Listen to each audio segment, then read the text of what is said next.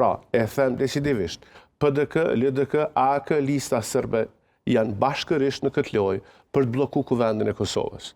Sot është e qartë, ka qenë edhe tek votimi, përpjekja për të bloku mandatimin e deputetëve, është e qartë. Është akuzërën, zotin Muja, ti bësh bashkë partit si LDK, PDK, AK, bashkë me listën serbe. U bënëm bashkë vetë, si bënëm na. I bënëm bashkë vetë.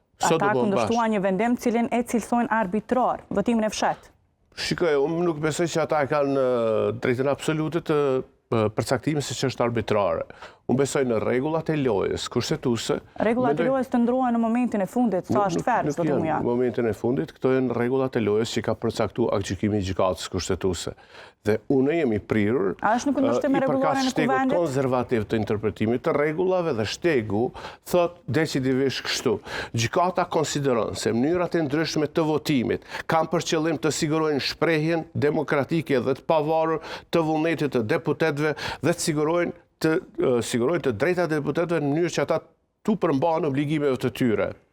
Është e drejtë dhe tyre që deputetët kuvendit të gjejnë mënyrën për të zgjedhur kryetarin e kuvendit. Dhe votimi në votim duhet jenë të pranishëm, të votojnë si të dëshirojnë, në mënyrë të hapur ose të fshehtë, të votojnë përkundër ose të abstenojnë. Kjo po qartë sot që të gjitha këto subjekte politike, pra PDK, LDK, AK, lista sërbe, si duket nuk kanë besim as të deputetët e vetë. Dhe kjo ishte arsye pse nuk morën pjesë në votim. Gjë që sipas gjykatës kushtetuese shkelje e akt vendimit dhe shkelje kushtetuese. Pra nuk kanë drejt të mos marrin pjesë në votim.